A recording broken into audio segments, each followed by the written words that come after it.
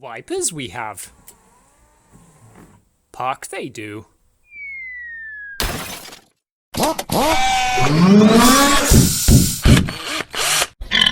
Well, this is the basics of Minis, wiper systems, and the basics of wiring, and yet they have fooled me for a couple of weeks, so much so I just moved away from the project, covered it up, because I was getting so frustrated. I finally got my head around how these actually work. Many people tell you which wire is meant to have which voltages, but they don't actually know how the motors work, how effectively the motor and the little park switch and the stalk switch work together as like a relay, in fact, a timed relay, which is quite clever in its way, but in my opinion, overly complicated. However, what we do now have are a couple of things which are quite key. One, wipers that park on one tap, wipers that go on slow speed, wipers that go on fast speed, and washer jets. Oh yeah. She'll do. I mean, the wipers are terrible, but they do work. And my drain system works quite nicely too. It comes down there, drains down behind there. So that's super duper. That's worked nicely. So Kev currently is battling me on all fronts. I have admitted to a few people I hate minis. Sorry if you're watching this and you like them. I don't get the fascination. They look cute in an Instagram picture. They are hideous to work on. They're expensive to work on. They're expensive to run. They are pretty impractical. I don't care what you say. There's not much room inside these minis. And generally, just nothing fits right. It's not a nice car. Not that well made. Maybe that's the quirks of it and all that, but it was leaking with the matrix. So I put a new matrix in. Still leaking. Wasn't the hoses. Double clamped them to check. This is not under pressure, just with fluid in it. So I put new O-rings in the fittings. Still leaking. So I bought these fancy new stainless fittings, new flanges, new fittings, double O-rings on these, and look, it's still leaking. What gives? New everything, still leaking. Old everything, still leaking. So do they just leak? Like the rest of the car? Does it just leak all the time? Doing my head in. Oh, and it will randomly just not start now. It'll start all day, and the next day not start all day, and then the next day start all day. I hate minis. My name is Piggy. Yay! It's not leaking. It only took new everything twice. New matrix, new unions, new rubber O-rings. And it all goes together quite nicely now. And dry pad means, woohoo, it's not leaking. What do you do? Now we've got to try and fit all the vents somehow where I've put wire in. And tidy up that mess and put the BSI down lower so we can get the stereo in. Because beats! Oh yeah, right. Let's do those things I just said.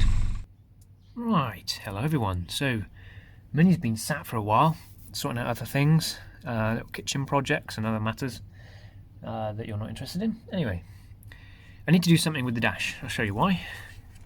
One, I haven't got a dash. So we need to install these clocks into the mini dash. But before I do that, I need to fix a few issues that we have. So, I need to, now that goes off, that's fine when the engine's started. The engine management light we can sort out, not a problem. Battery light also goes off. The door one doesn't though, because we obviously don't have door sensors.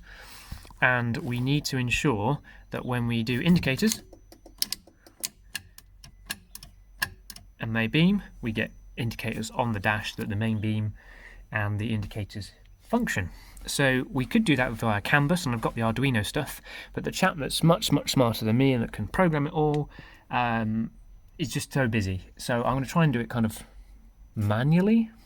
But basically these wires down here take the signals that the Mini would have sent originally to its original dash to stick some lights on. So we're going to try and bypass all the little LEDs inside, run our own little circuit in a plug to stop certain lights coming on and turn other ones off or on when necessary. That's the plan. Let's see if it works. Well, it's a good thing I have no idea what I'm doing. Perfect. Okay, brightness overload. We've done some bloop bloops, and all the LEDs have different voltages from 1.1 to 2.1 to 2.9. So I'm guessing about 1 volt, 2 volt and 3 volt depending on the LED and the circuit. So that does make it complicated. We can't just add 12 volts, or we'd have to have voltage generators at different voltages to then generate the voltage, and then I don't know what would happen if it backfed. So instead, we've got indicators, as you can see, on the left and the right, and then main beam in the middle. That's all the three we really need at this time.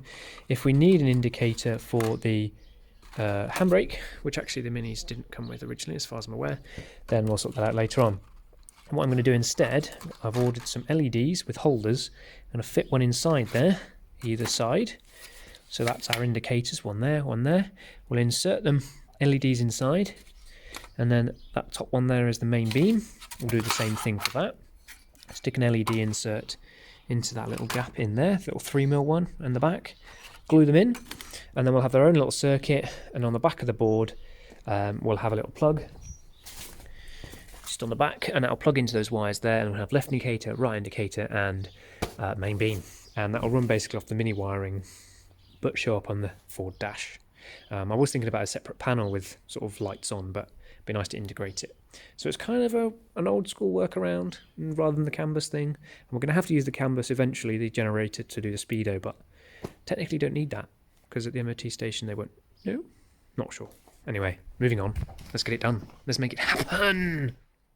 Okay, so after much stuff, we've put some stuff inside these clocks, going sort of, I suppose, almost analog. It's not really, is it? But anywho, quick demo for you peeps. We've got left indicator. We have got right indicator. And we have main beam. Yay! Look at that. How cool is that? Yeah, baby! And appropriate lights on the dash there too. Perfect. It might look like I know what I'm doing, but I really don't. Yep, TIG welder's been out. Cover the back up again now. All of the tools. All to simply fit some bigger relays for the headlights. So there's one relay that used to sit there. I moved it to in here, and now I'm regretting that now, but anyway. Basically, that one relay does side lights, dipped and main, all in one, and along with a switch, and I don't really like that.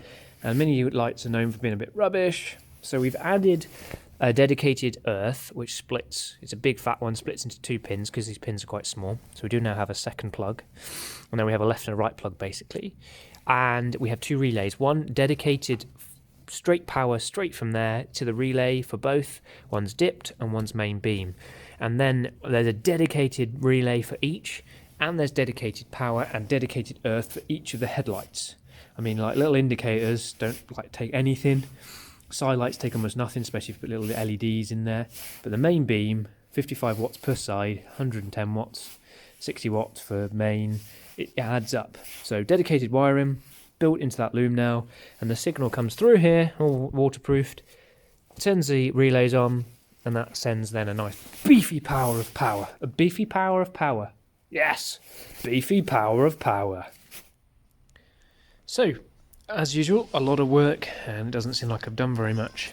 But what we've got here is a beefed up loom for the lights. Basically got independent earths for the lights either side, i.e. an independent earth for headlights either side, independent earth for all the indicators, independent power feeds for dips both sides and mains both sides. And so we basically doubled up on the plugs, and then we've got a near side and an offside plug. Can't get them wrong anyway because male and female, but for any diagnostic purposes I know which plug relates to which side of the lights. So there we go, we can box that back up because obviously kind of missing essential panels to plug lights into for now. But there we go. Done. We're not messing around with the rear lights. I went with a couple of LEDs for the reverse and the integrated fog light, which you sort of can see in there, just on the left. Fog light's not so obvious when the reverse is on, but it is when the reverse isn't on. But we went with LEDs elsewhere too. Check out them.